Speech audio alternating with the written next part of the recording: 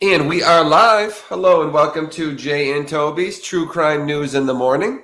How are you doing today? I hope that you are having a wonderful morning. It's me, Jay, and our wonderful, beautiful co-host, the looks of the operation, Mr. Toby right here. We make sure we get the crust out of his eyes because we just literally woke him up for this.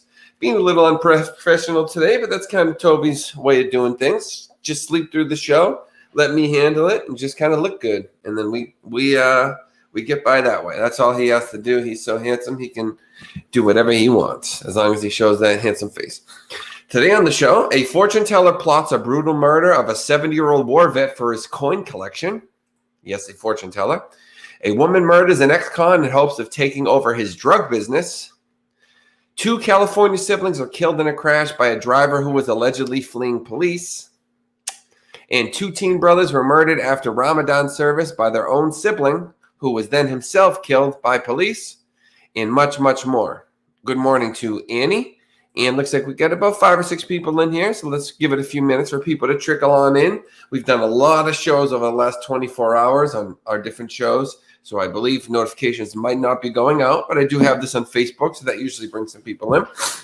If you're not familiar with our show here, we are the sister show to the main Jason Hebert channel, where I interview the loved ones of missing persons and unsolved crimes in an effort to help spread awareness and bring justice. If you did not see our interview last night with Jessica Canudala, it was another great one. It was part 2 of kind of an ongoing series we have going. So make sure to check that one out, and make sure to check out tonight at 9 p.m. We have another missing persons interview, and probably another one tomorrow or the next day. We're still kind of working on locking that down. We try to have anywhere from 3 to 5 a week. Some weeks aren't quite as many. It just kind of all depends on how many families we can talk to get them over here, and if they feel it would be helpful to their case. So this morning show is a bit of an extension to that nighttime program, but it works a bit differently. Instead of interviewing the subjects, we instead take a look at stories from a third-party perspective and give our own opinions of them, as well as communicate with you guys through the chat in an effort to get to know you guys better, our lovely subscribers.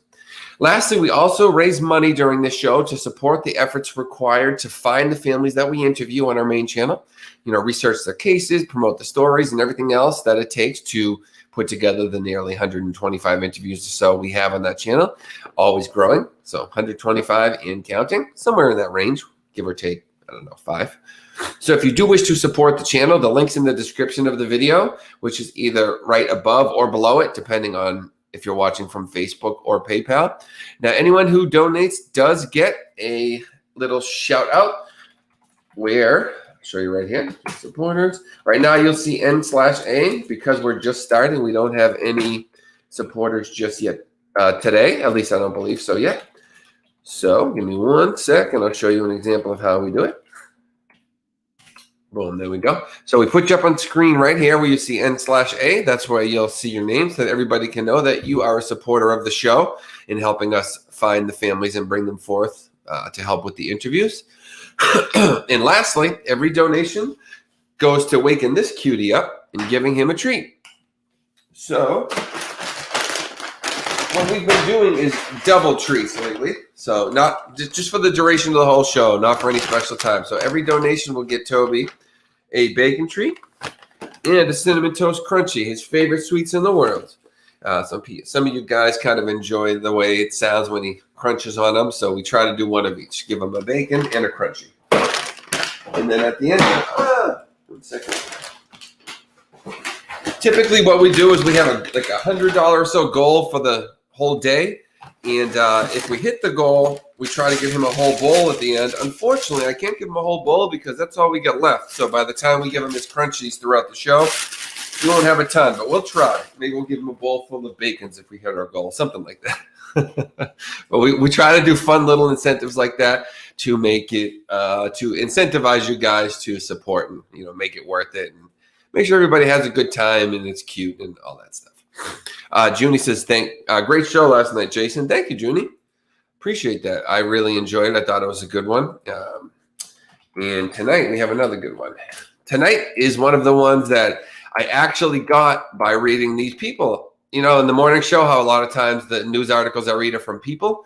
Well, tonight's interview is actually one of those ones. We read that article, and as I was reading it, I said to you guys, I said, hey, do you want me to try to contact this person? and see if we can get them on. You guys said yeah, and sure enough, I contacted her, and boom, here she is. And I actually heard from a second person that we contacted from a People article, and she actually said she needs time. It hurts her to have it brought back up, so she needs time before she would do something like this. And then she mentioned the People article, and I had to tell her, yeah, that's actually how I found you, was the People article.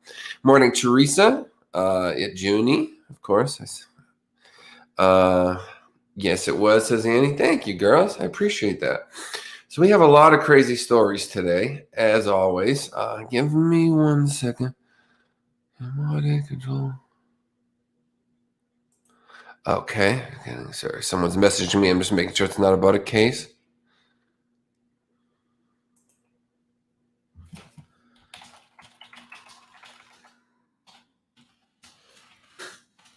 Okay, 1 second.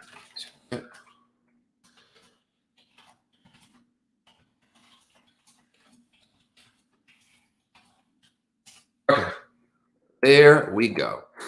Okay, guys, so let's get started on our first story. We got about 8 to 10 people in chat, so please have fun. Try to communicate. I know a lot of you guys, yeah, like Teresa just said, she says she's listening while cleaning. I know a lot of you guys do that. So sometimes we don't have the fullest chats just because people are doing other things while they're listening. That's okay if that's the case. You are not required to participate in the chat. By all means, if you're just listening and you have something else going on, feel free to do that. Let me just grab some water before we get started. I know I'll have to grab some as my tongue starts drying out. So give me 1 second.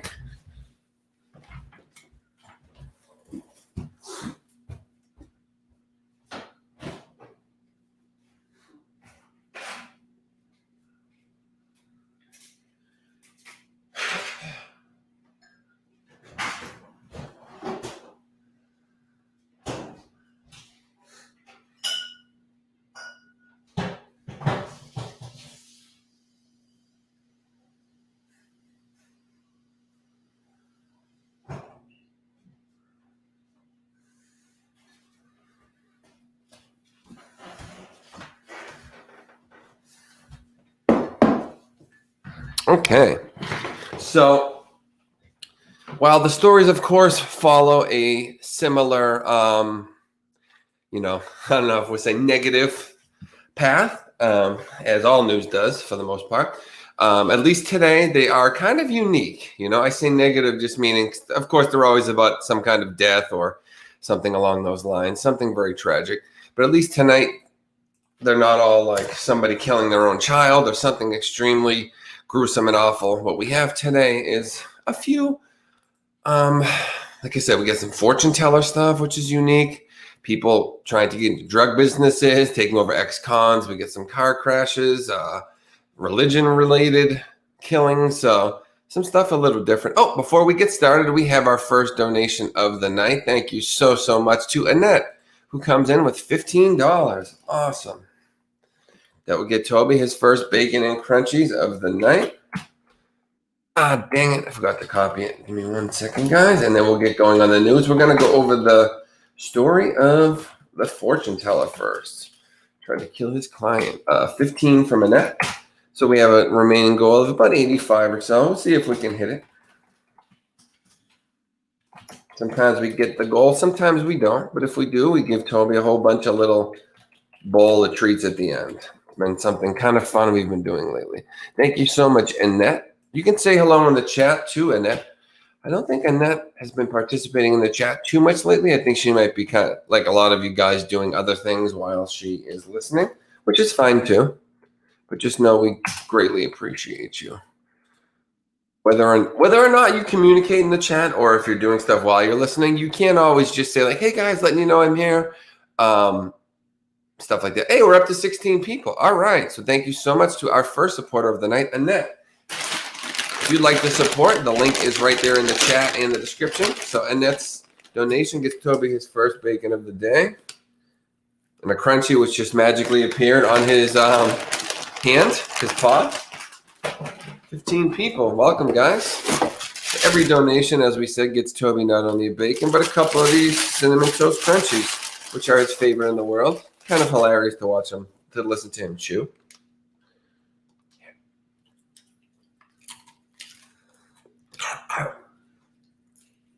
How do you get them all?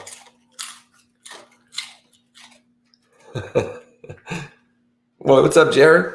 Hey, this one, buddy. Can't reach it. Okay. Awesome. Hey, we're up to 17. We're moving right along. We'll throw this bad boy over there. Woo, see ya. So that we don't have to keep taking it out every time. Save a step. Crunchy's right there. We are running low because Toby is eating good. Eating good in the neighborhood. Thank you, Toby. Thank you so much, Annette. Our first donation is $15. Leaves us with a goal of about 85 remaining. Can we hit it? Can we get Toby his bowl of treats? We shall see. Okay, so first, a fortune teller plots a brutal murder of a client who's a 70-year-old war vet for his coin collection. I would say be very careful if you are into this kind of stuff, fortune tellers and all that. It is totally not my bag, but I try not to judge others. I try not to tell others how to live their life. But what I would say is be extremely careful of who you tell what to. Somebody involved in this kind of stuff, a lot of them see them in the news. They're very likely to try to take from you what it is you're telling them you have secretly. So you're putting them in a position of power, trusting them to let them know that you have something because you're assuming they already know it by this quote unquote power that they have, but you're telling them you have it. So you're now putting them in an extreme position of power. And even if they're not willing to take it from you themselves, who knows? Maybe they know someone who will. Hey, Krabby Abby. Welcome, welcome. We've got a nice little crew coming up here. Appreciate all you guys coming. So a savage murder and a $1 million fraud lead investigators to a Seattle retirement residence and a cold-blooded con woman. So, let me just see one thing. We have a video playing. I don't think this is related to the story, though. Hang on. Fleming, Rosemary, Francis Fleming. Okay. Yeah, why is it playing a different video? Okay. We'll put that to the side. So on December 8th of 2011, Rosemary Garnett, who lived at the Four Freedoms Retirement Complex in Seattle, Washington, called her beloved friend and fellow resident Francis Fleming, who went by Patrick. She needed orange juice from his fridge to take medication. When Fleming didn't pick up the phone, it struck her as odd. Garnett walked to his apartment where she noticed that his door was ajar. That was also out of character for the 70-year-old Navy veteran and two-time Purple Heart recipient. She told Mastermind of Murder, which airs Sundays at 7 Eastern, 6 Central on Oxygen. She pushed the door all the way open and saw Fleming in his bedroom. There was blood everywhere. He was staring at the ceiling, his eyes open. But I knew that he was dead, she said. Seattle Police Department Detective Cloyd Steiger, who I've heard of multiple times, actually. I'm trying to think of where I know that name from. He's been in other stories for sure. Maybe I just read a lot about Seattle. I don't know. But I know Cloyd Steiger responded to the scene. He considered a homicide in a senior residence highly atypical and was struck by the extreme brutality of the slaying. He was certain that the victim had suffered as he was attacked. There were gaping cuts on both sides of his neck that nearly left him decapitated. This is Mr. Francis Patrick Fleming, the victim. This is the man who trusted the wrong person, unfortunately. Looks like a nice guy, but nobody deserves to end that way. Nearly decapitated, slices here and here on both sides of his neck at the ends. The wounds also indicated that there was more than one assailant. In addition to stabbings on his chest and abdomen, Fleming had defensive wounds on his hands, going like this, trying to stop it. His apartment had been thoroughly trashed as if the perpetrators were looking for something. Garnett told investigators that her friend had a valuable rare coin collection that he proudly boasted about. And let me tell you, this mistake number one, guys. You never, ever want to boast about anything that you have. Yeah, Teresa, that's a name that's been around. Telling people what you have does very little. You can tell your parents. I understand there are certain people that you're going to want to impress. I would recommend looking for other ways to impress them. But if you're going to use that way, tell it to people you only know very, very well, not a fortune teller. For all intents and purposes, some people will get mad at me saying this, but just know that for all intents and purposes, they're mostly con men, okay? I'm just going to be honest with you guys. That's my opinion on them anyways. If you feel differently, I apologize for offending your opinion, but I believe most of them to be con men, if not all. I'm sure there are some that think that they have this power and all this, but I don't know. Take it for what it's worth. So in addition to stabbings on his chest and abdomen, he had defensive wounds on his hands. Garnett told investigators that her friend had a valuable rare coin collection that he boasted about. The coins, along with a brown briefcase, were now missing from Fleming's apartment. Steiger observed that a folding chair in the crime scene had traces of blood on it. He sent it to the crime lab to see if any of the DNA belonged to anyone besides Fleming. It eventually revealed genetic material from another male. Investigators also got to work questioning residents for leads. Multiple witnesses recalled seeing 3 women who kept to themselves, refused to make eye contact with anyone else, and just seemed out of place inside the complex's lobby. Unfortunately, the residents had no security camera in the area that could have helped identify this trio. Detectives continued searching for clues by canvassing the neighborhood, including pawn shops, and listening intently for buzz on the street about the brutal crime, but nothing bubbled up. Eventually, though, they learned that Sylvia Sutton, a former Four Freedoms resident in her 80s, had fallen victim to a Seattle street fair psychic who called herself Lady Monica.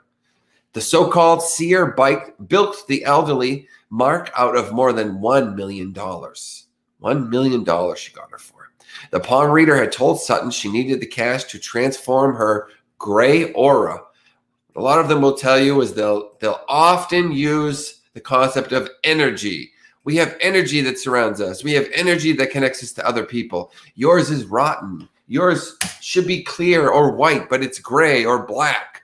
You need to pay me and I'll do some services to fix your aura, fix your energy. This is an extremely common trend that they use. I know because I'm always talking to people who've went to those kind of people in the missing person cases, stuff like that. In the end, they know they got scammed. As I say that, we lose about 3 or 4 viewers. Those might be fans of the process. But either way, I have to be honest about what I feel and what I think.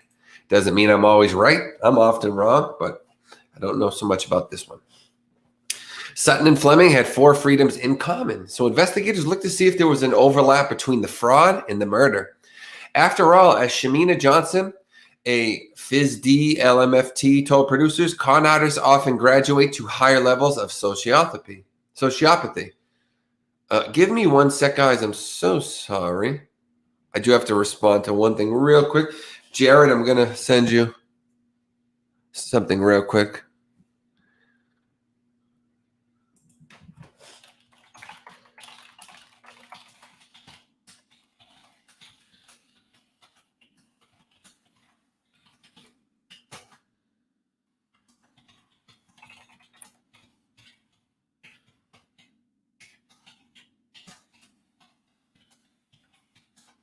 Okay. Yeah. For everybody that has been kind of messaging me about the job, my boss actually asked me to start 1 day later than he originally asked me. He said, hey, we've had some, I think he said scheduling snafus was the word he used. He said, so can you start 1 day later? So I said, yes. So I didn't start last night, starting tonight.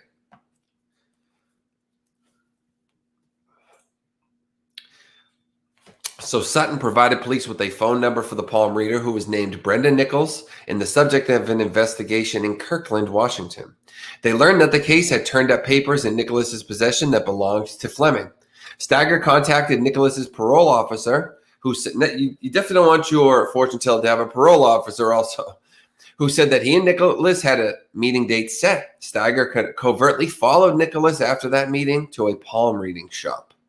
Detectives secretly monitored the comings and goings of individuals from the shop. Focus fell on Gilda Ramirez, who was confirmed by witnesses to be one of the 3 women in the lobby of the Four Freedoms the day Fleming was killed. So let's take a look here real quick at the fortune tellers. This is her. Call me crazy, but that looks like a shady woman if I've ever seen one.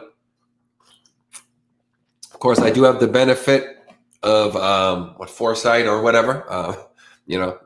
Meaning I already know that it happened before I see her. So were I to pass her on the street, would I know she's shady? Maybe not. But she definitely has a look that once I hear what she did, those eyes tell it all. Real quick, guys, we do have our second donation of the night. Give me 1 second here. It comes in from Donna, who comes in for $10. I think he's typed something wrong. You said, tell Toby this is from my... because you have a Toby too, right? Okay. So, okay, Toby, you have a donation from another Toby. And Toby owns a human called Donna. But this is him sending you the treat. All right. So coming from Toby, who owns the human named Donna, in the same way my Toby owns me, we have one bacon. Here you go. Toby said, cool. I wonder if her human's as good as my human.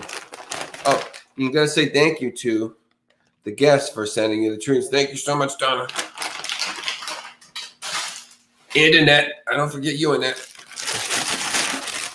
And a couple more crunchies from your other friend, Toby. And kind of from Donna, but mostly from Toby.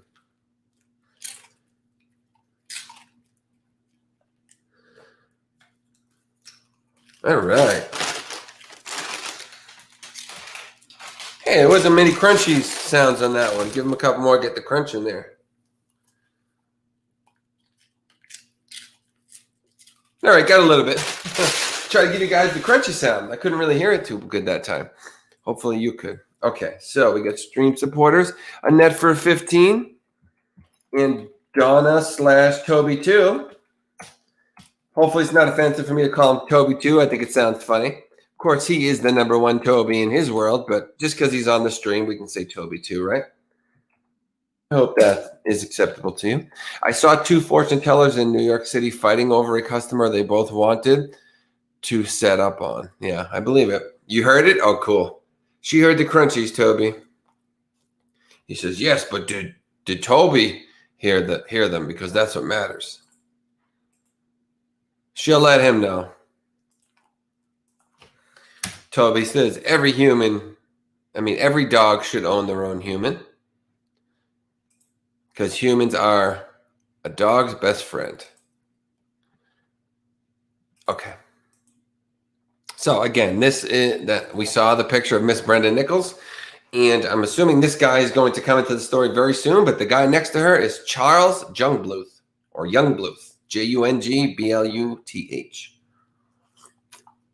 Looks like another real winner here. So Ramirez, investigators learned, had a bad romantic breakup. Nicholas manipulated her to help her get over the heartache, but at a price. What a surprise. Ramirez borrowed so much money from her family to give to Nicholas, she alienated herself from them. She became dependent on Nicholas, who used that power position to her advantage. Soon, Charles Jungbluth, a low-level associate of Nicholas, here we go, became another person of interest and was questioned by police. They learned that he had feelings for Nicholas, and she, in turn, used him like a pawn. Of course, that's what happened. She used him to kill her people that she needed gone or whatever it is. And this poor sap who had a thing for her would probably do anything and everything for her. And it sounds like he sure did. Yes, he is the boss of me. Of course, they're always our bosses, right? You know that famous saying that dogs say, humans are a boy's best friend, a doggy boy. Or girl. When detectives brought Youngbluth back in for further interrogation, they took a hardball strategy. Steiger told him he knew he was guilty, and Youngbluth's subservience to Nicholas made him all too ready to take the fall. So this guy was so stupid, he was happy to take the fall for her. He was in love with that beautiful, sweet, caring person who liked to scam people and take all their money. You know what I love about them? And they don't all do this, but the ones who tell me that they can contact my dead family members, they'll say, I see a BK. They're telling me BK. And I'm like, wait a minute. So you mean to tell me my dead relative crossed time, space, heaven, hell, eternity, the quantum realm? They came all the way through that, whatever the hell it takes to get here, but all they're going to tell you is their initials and make me guess? They don't want to tell me anything? They came all this way to come talk to me, and they're just going to sit there and play a guessing game Wow, I don't remember my grandma being such a trickster. Nana, want to talk? What? What, Nana? I have to guess with the initials MLR? You never did that when you were alive. That's an odd tactic. Don't insult my intelligence, people who do that stuff. However, he eventually revealed Nicholas and Ramirez were part of the murder. They wanted to get their hands on the valuable coins Fleming owned. Nicholas and Youngblood stabbed Fleming to death with kitchen knives while Ramirez was present. Nicholas, who was deemed a ruthless manipulator and the mastermind of the crime, Ramirez and Youngblood were arrested. Again, Nicholas is the psychic or fortune teller. Ramirez, 51, and Youngblood, 49, were then given deals to testify against Nicholas, who's 46, at the trial. See ya, Nicholas. Youngblood pleaded guilty to first-degree murder and was given 22 years in prison. Should have got more, if you ask me. In 2013, Ramirez, meanwhile, was sentenced to over 6 years in prison for robbery, burglary, and trafficking in stolen property. Nicholas was found guilty of first-degree murder and sentenced to 34 years in prison, the maximum punishment possible. So, see you later to her. Not to be mean, but not much sympathy on my end. In the meantime, we do have $20 coming in from the lovely, always consistent, always here helping us out, Annie, who says, enjoy, Toby. So that brings us to, let me see, Annie comes in at the top spot with $20. So 35, wait. We're almost halfway to the goal. We're about 55 away. Cool. Halfway to the goal already. I think we're making good time. What do you think? There's our list. We'll put the list up there so you guys get your credit. Oh, I forgot a slash instead of a period for Donna and Toby. Give me 1 second. I love that we have another Toby. That is hilarious. It's actually one of my neighbors, about 4 houses down. I was walking earlier and she was yelling, Toby, Toby, maybe like a couple of weeks ago. And I'm like, you have a Toby too? She said, yeah. So I guess there are a lot of Tobys out there. All unique in their own traits. Okay. So for Annie's donation of $20, it gets Toby a lovely bacon, as do all donations on this channel. So if you'd like to support, you see where the link is in the chat and the description. And a few crunchies. See if we can save enough for a little bowl at the end of crunchies and bacon in case we hit our goal. I don't know if that would be cool and delicious or gross, a bowl of bacon and crunchies. He's eating both now anyway. What's the difference as long as we enjoy it, right? You want to know what's funny, guys? So Toby has become obsessed with listening for when I come to this chair and do the show. That yesterday when I was doing the interview, you know, I'm not going to have him during the interview. It looks weird. We had him once and people complained, this jerk has his dog there while he's interviewing a family member, so I can never do it again. But Toby's over there. Like, oh, he always wants to come up, even when I was doing the interviews. The last 2 he did it, actually, because he's like, I want my bacon. He's sitting here. He wants his treats so bad. He cries. He wants to come up. I'm like, I try to mute it and be like, go, you can't come up right now. I'm doing something important. But he wants up. He knows that this chair and everything here means treat, treat, treat. And he wants part of it. I can never be on my own over here anymore. I just found that funny. Let me see. Oh, okay. I'm getting a message from one of our, from Miss L. Rodriguez. I'm going to look into a case for her. Takes care if he's with you. Who cares if he's with you? Jeez. Oh. Yeah, I know. I don't think it should really matter. But yeah, one time somebody, forget what interview I did. It was, do you know why? So I typically try not to have him there because I kind of knew somebody would say something, you know, like I can't be giving him attention and stuff while I'm talking to them, but I did have him there.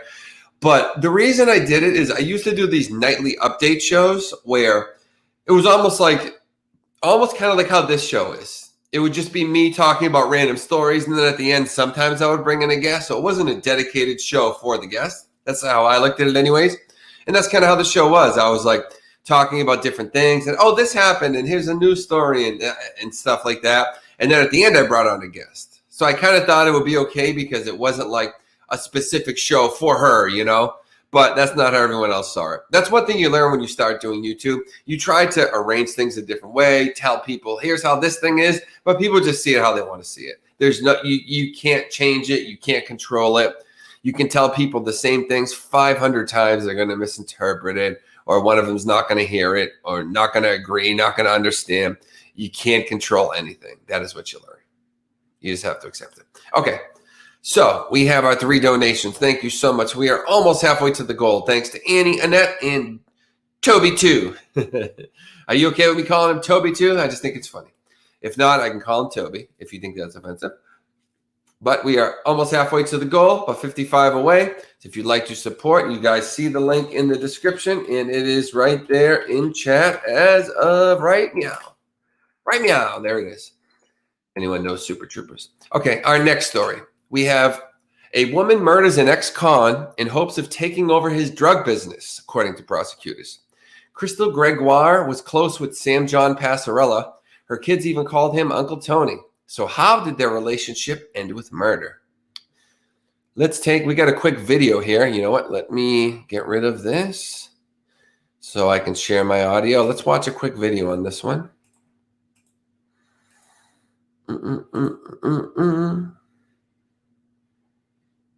Toby too is fine. I already told him he's wagging his tail. Okay. Crystal Gregoire.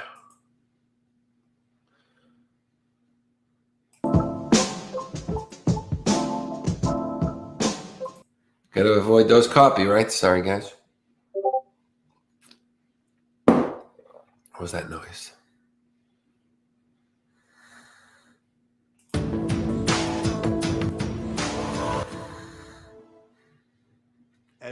This is about 5 minutes long, so we'll play this out. We realize that we're going up against a claim of self-defense. Self-defense creates some particular problems for us in this particular case. In Tennessee, once a defendant raises self-defense as a defense, and the law talks about it being fairly raised by the evidence, and of course, in our prosecution, we know that one of the first things we're going to do is put Ms. Gregoire's statement in where she claims self-defense. That is sufficient in Tennessee to raise self-defense, which means the judge will instruct the jury. And what he will instruct the jury is that Ms. Gregoire does not have to prove it was self-defense. The prosecution has to prove beyond a reasonable doubt that it wasn't. Now, there are no witnesses. There's no eyewitnesses. The only person who's still alive that was in that apartment that night is Crystal Gregoire, and she says it was self-defense. And our job is going to be to prove beyond a reasonable doubt that it wasn't. So that's not an easy job. You end up using circumstantial evidence, forensic evidence, appealing to common sense. But it's certainly no slam dunk. At one point, we did discuss settlement with the defense along the lines of a second-degree murder conviction, which was rejected. And let me go a little further in explaining the problem with self-defense, the pros and the cons. As I say, we have to prove that that self-defense did not exist. But on the other hand, we had certain advantages. We could argue, for instance, that if she was really afraid of Sam Passarella and had to kill him, then why did she hide it for 9 months? Why did she hide the evidence? She could have just come forward and told the police, I had to do it. So that was sort of a pro for us. But again, a weakness is this wasn't just a claim of self-defense against her Sunday school teacher. This was a claim of self-defense against Sam John Passarella, who was known to be a person with a violent past. A jury might very well think that there's some chance that she was being threatened with a mob hit, that she was justified in thinking that he was going to kill her or have her killed. So that's the legal part of self-defense. But there's another defense. It's a defense that most folks in the South that have any involvement with criminal law know about, even though it's not in any law book. The defense is called he needed killing. It's because jurors are ordinary people, and you can tell them the law all day long. But then when they realize that this man has kidnapped, has killed, has gone to prison, has got out and continues to sell drugs and is doing all this, and now y'all tell us this woman killed him, and she claims it's self-defense, and guess what? We don't care. We didn't know if we could convince a jury that they needed to convict somebody for killing Sam John Passarella. In combating self-defense. In other words, this is not a whodunit case. Everybody agrees that Crystal killed him. It's only a why does it. And Crystal says it was in self-defense. So the first thing you want to do is... You think it's self-defense? The only thing you really have to do is show that that can't have been true. I don't know all the answers. You do. The first way we attack it is with the actual evidence of Sam John, and could he have done the things that night that she says he did. These ladies come in and testify that he actually had an appointment the afternoon of the night he was killed for physical therapy. He showed up. He was very weak. Had trouble with balance. He was walking with a cane in one hand and holding on to a railing with the other. They tried to do therapy for about 15 minutes and stopped and said, this is not working. You need to go home and rest. We'll try this some other time. And actually had to help him back to his car. This is at 1 o'clock when, according to Crystal, she killed him around 10:30 that night. And yet she says he pushed her to the floor. He stood over her, looming over her and threatening her. So that's our first approach to attacking self-defense is your story doesn't make sense because physically he wasn't able to do the things you're saying he did.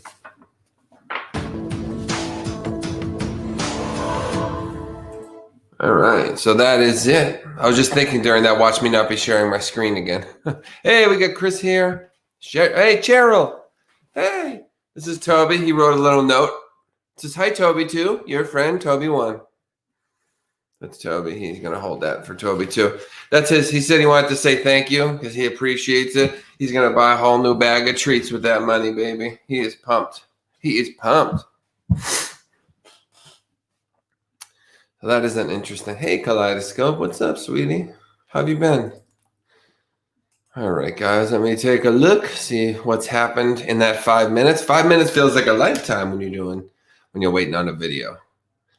Okay, so nothing in the meantime. How is everybody? We got Cheryl here. We got Chris. We got all of our awesome regulars coming in. It's been a good couple days. These schnozberries taste like schnozberries.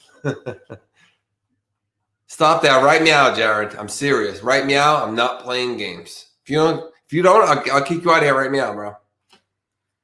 If you're not familiar with why I'm being so stupid, movie called Super Troopers where the cops play a game where they, instead of now, they sneak in meow when they pull people over. So they try to see how long they can go before the person they pulled over says, are you saying meow? So they're like, do you know I just pulled you over, right, meow? The state trooper. It's kind of funny. It's kind of a silly movie too, but it's like a cult classic kind of thing. Okay, so thank you, Toby 2. Try not to hide Toby's body. His big old sexy body. Okay, guys. Let me see. What is this? Oh, okay. Thank you for Miss L. Rodriguez for that email. Give me 1 second.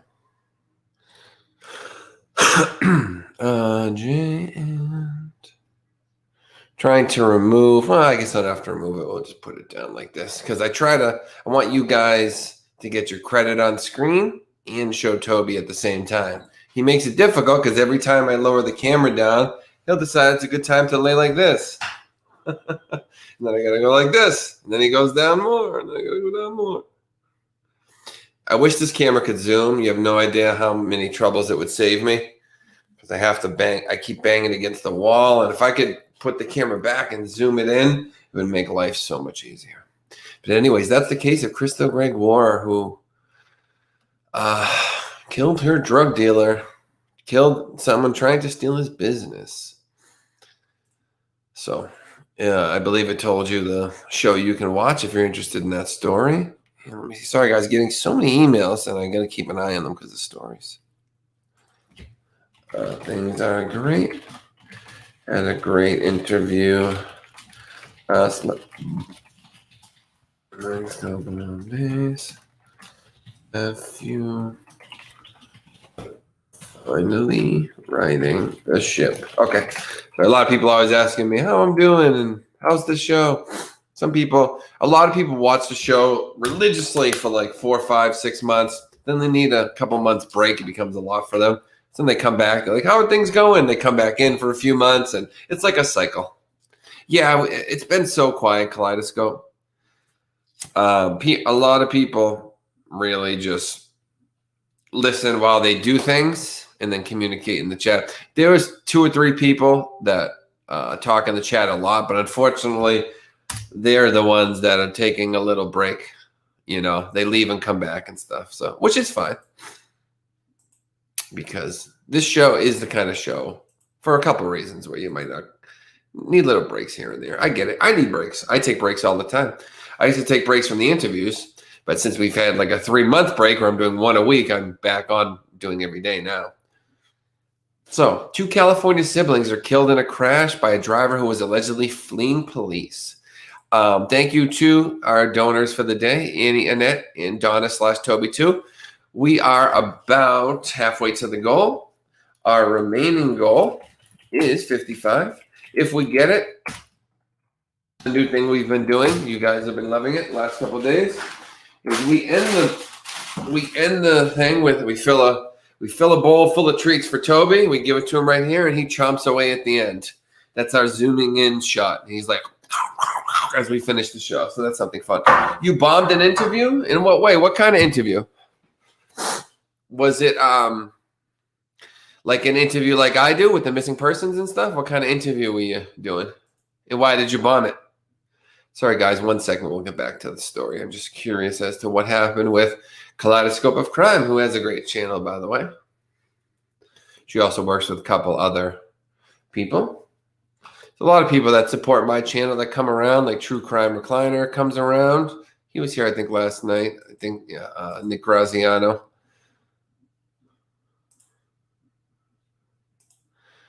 What happened, Kaleidoscope?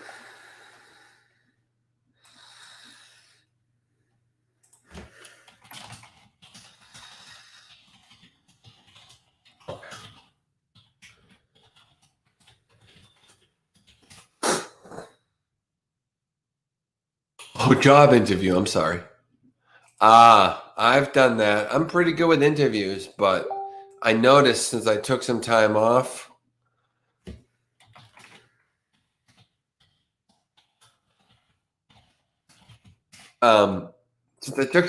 from doing them, I haven't been so good at them lately. So I had to do a couple bad ones, and then I got back and changed. Wait, what do you mean? A job interview for a podcast? It was a job interview to be on a podcast? Is that what you mean? Like a big podcast or something? I didn't even know they did that. I should try to get on one.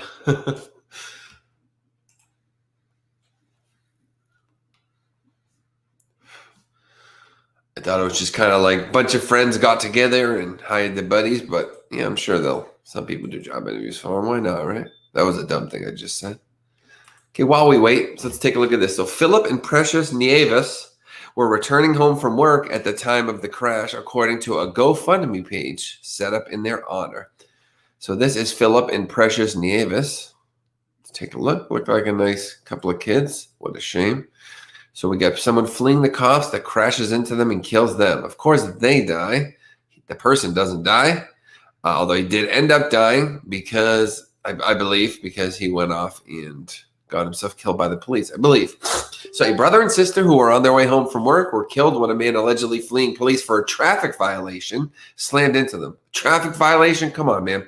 Philip Nieves, 21, and his sister Precious, 25, were turning left onto Middy Way in West San Jose just before 10 p.m. on April 26th when they were broadsided by a 2017 Honda Accord, allegedly driven by a man who was fleeing police, according to an advisory from the San Jose Police Department.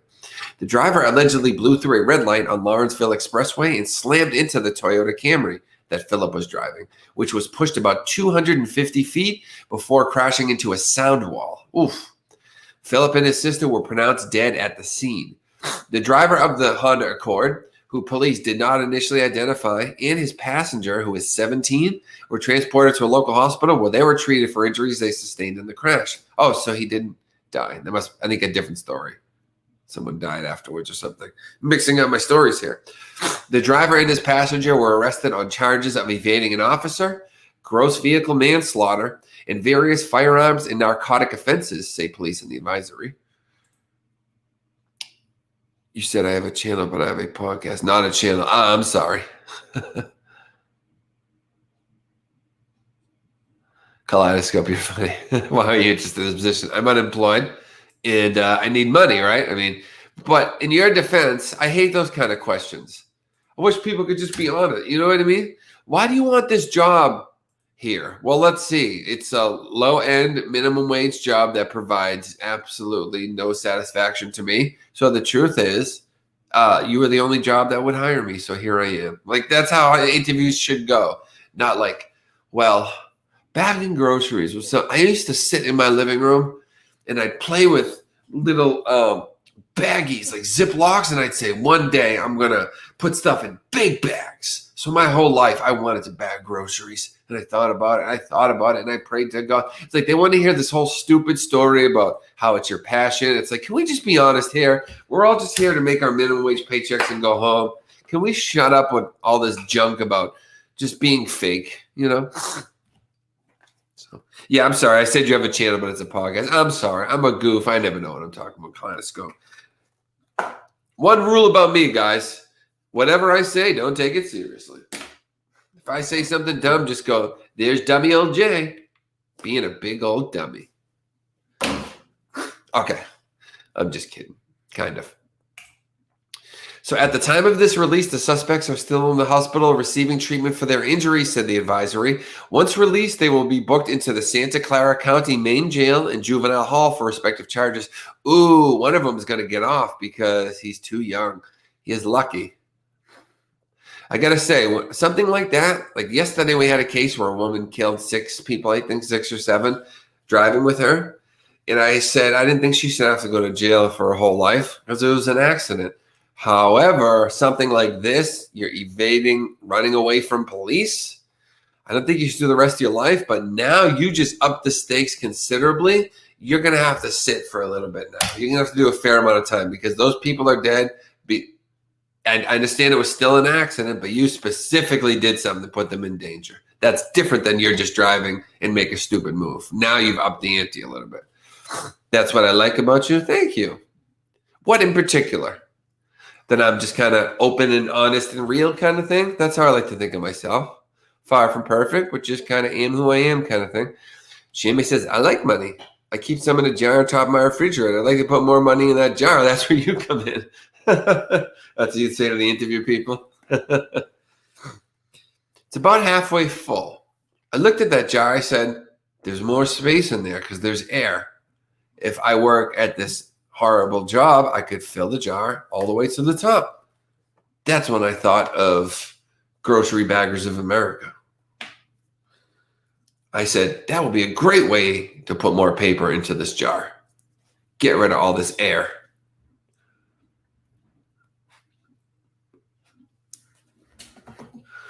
Very clever thinking on my part. All right, guys. I feel bad for everybody in this story, but you know what? You're running from police. Oh, that's from The Wedding Singer? Oh, okay. I didn't even know that. I'm real. Thank you. I try to be. Try to be super open and honest, but it works against you as much as it helps. You know, you'd think I do it kind of thinking like people are just going to know that I'm super open. So if they ever think something bad, then they'll think back and be like, you know what? He's probably telling the truth because this dude's open about everything. But it doesn't always work that way. You're just kind of open and they know that, but then you do something they don't like. They never think back and give you credit for being an open person. They still think something's weird. So no matter what you do, they look at the negatives. I'm not very articulate today. I don't think I just said what I was trying to say, but hopefully it kind of made sense. All right, guys, we have 45 doll hairs. We are 55 doll hairs from the goal, and we just had about 6 new people come in. So if you would like to support the show, we have another interview coming tonight, very similar to the one we did last night, which ended up awesome. It's at 9 p.m. So if you'd like to support us in our quest to find these grieving families, we're up to 20 people to do these interviews. There's the link in the chat, and it's also in the description. So if you would like to support and can, we greatly appreciate you. And every donation gets Toby a bacon and a super cinnamon toast crunch crunchy, which is hilarious to listen to him chew. I had an interview with missing person's mom. On your podcast? Okay.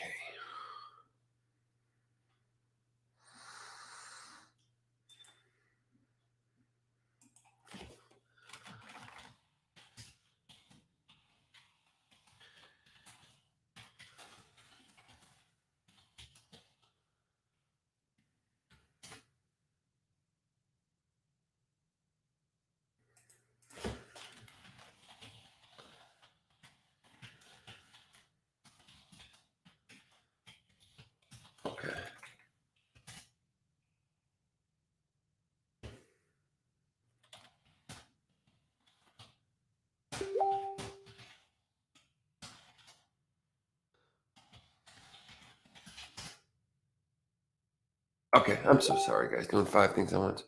Someone called me articulate once, and I was like, I'm totally not. I have my good days and my bad days as far as being articulate. But, and just so you know, everybody, we are in the midst of starting to try to have some pre-recorded videos, a la John Lorden or that chapter or those kind of things. A lot of them are being written by Annie in the background, who we absolutely love. She does a great job, and we're looking forward to it. It's taking a while because I'm trying to learn what the heck I'm doing on that end. It's a much different process from the live videos, but I just wanted known out there that she does a great job, and I absolutely love how much she has been helping. So please bear with us on that. But our next story, the rest of this one about the siblings, just kind of family saying how good of people they were. So, rest in peace to them. Our hearts do go out to them, of course. Just very sad. I hope the person fleeing from the cops gets some time, not the rest of their life in prison, but they need to sit down for this one and learn not to ever do anything like that again, because you can't put people in danger just because you're a bonehead. Okay.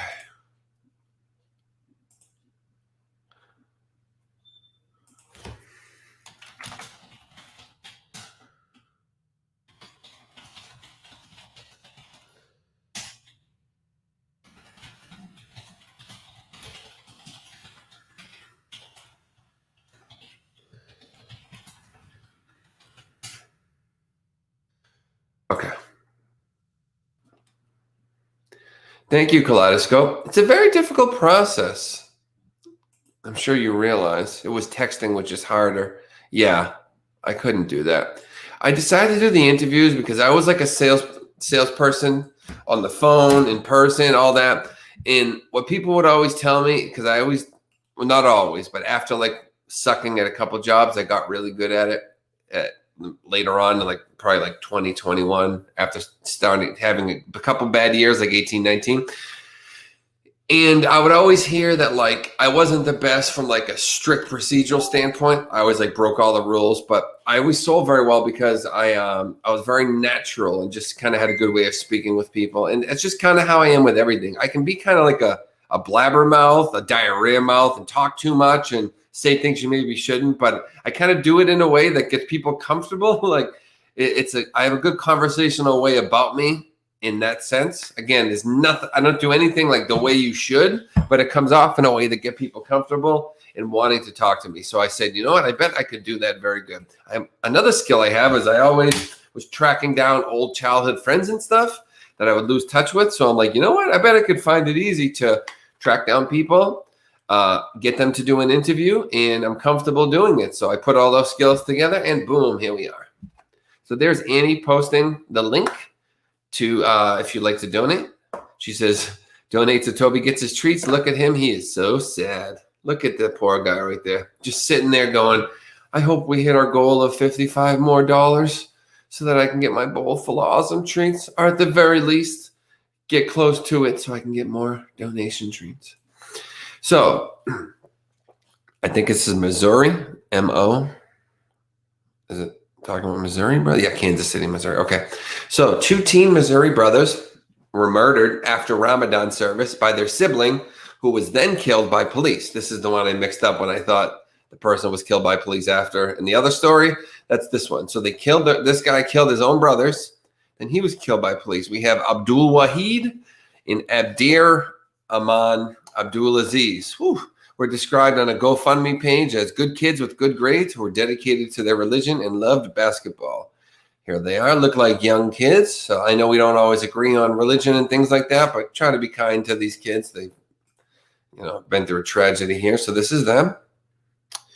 And they were killed. 2 teenage brothers were murdered Friday night after attending Ramadan service in Kansas City, Missouri.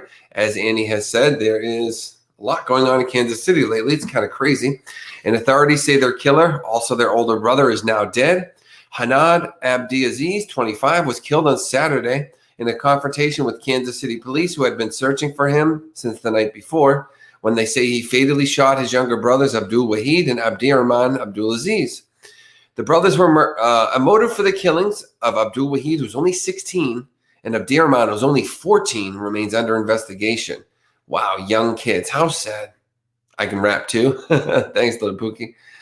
That's funny. You remember that. This was a friend of a friend thing. Oh, I get you. We're doing good. I'm so tired partying my back. Oh, Jenny, I didn't even know you didn't speak English as your first language. You speak it greatly, actually. So police received the first calls about Friday's shooting at around 11:30 p.m. The boys' bodies were found outside an apartment building. That's sad. Look how young this kid is. Poor kid. All right, guys, so we're almost at the end of the story. After that, we got one more story. We're almost at the hour mark. So it looks like we're not going to hit our goal and get Toby his bowl for probably anyway, because we're still 55 away. So what I'll do, we'll change it to 75. How's that sound? 75 goal instead of 100. So that gets us, what, $30 away instead of 55. So if we can get a $30 goal, remaining goal, we'll do Toby his treats. If not, it's okay. But just trying, because sometimes making the goals and lowering them helps out with us hitting them. So we're 30 from the goal. If we can hit it, remaining daily goal, $30. We'll get Toby his bunch of treats. If not, it's okay. We'll try at it another day. But back to these brothers. So on Saturday, police asked the public to be on the lookout for Hanad Abdiaziz, who was the brother who killed his brothers. I don't know why. They're not talking about motives here. But officers attempted to make contact with him, but he presented a short-barreled rifle, reads a Twitter post from the Kansas City police. An officer fired his service weapon, striking the suspect. Officers immediately performed life-saving measures. The suspect was transported to a local hospital where he was pronounced deceased. A GoFundMe campaign has been launched online to help pay for the brothers' funerals. Family members spoke to the Kansas City Star, saying the shooting was, quote, out of nowhere. The 2 victims were good kids with good grades who wanted to be leaders in the mosque. They also loved reading the Quran and playing basketball, according to the paper. Very sad. Our hearts go out to them and their families. Nobody should have to go through that. A 16 and a 14-year-old being deceased. That is just very, very sad. And people shouldn't fight over anything like religion or, sex and gender, that stuff, any of that. Just live your life, live it how you see fit. You can tell other people the way you think is right. That's fine. If you think they're doing something wrong, it's kind of your obligation to say, hey, here's how I think that should be done. But if they're not open to it, let them live their life the way they want and live yours the way you want. Move on, and you know what? Everybody's fine. But when things like this happen, look, people die from people trying to control what other people do. It's really sad. Okay, guys, I have to go to the bathroom and do like 2 things. Give me 3 or 4 minutes, and I'll be right back. I'll leave you guys with Toby. Again, if we can we're about $30 away from the daily goal. So if we can hit it, we'll give Toby his little treat bowl at the end. So there's the link to do so. It's also in the description. Let's see what we can do. And bear with me maybe 4 or 5 minutes. Okay, I got to do a couple things. I'm so sorry, including go to the bathroom. I've been holding it the whole show. I'm the worst at doing it. So bear with me. When I do the nighttime interviews, I have to not drink for like 3 hours beforehand because I totally go nuts if I don't.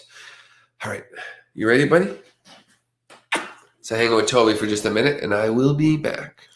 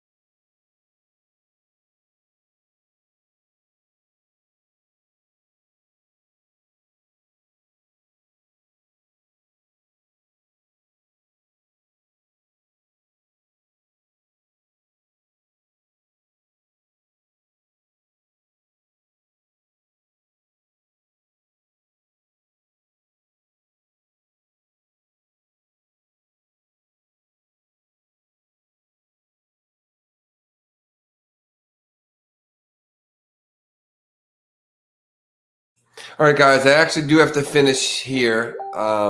Yeah, sorry, Tabitha. We're actually finishing right now. We're over an hour in, but I'm going to do another show. It's 1 o'clock right now. I'm going to do it around like 2:30 or 3. We'll do a second show. Okay, guys? So if you're just joining us, I do apologize, but we're going to get another one in.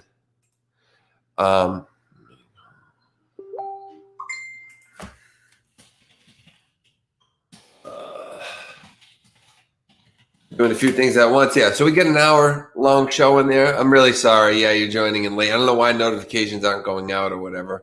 But, yeah, so I'll see you guys like an hour and a half, 2 hours, and we'll finish up the rest of these stories, and that'll be it. And make sure you join us at 9 p.m. tonight on the main Jason Ebert channel for another interview. All right? I love you all. I'm sorry, Tabitha, but join us then. All right? Take care. And if you donate in the meantime, we will open the show with a special shout-out to you. As a donor for the next show. So don't think if you donate in between that it's going to be missed or anything. Okay. I love you guys. Take care. And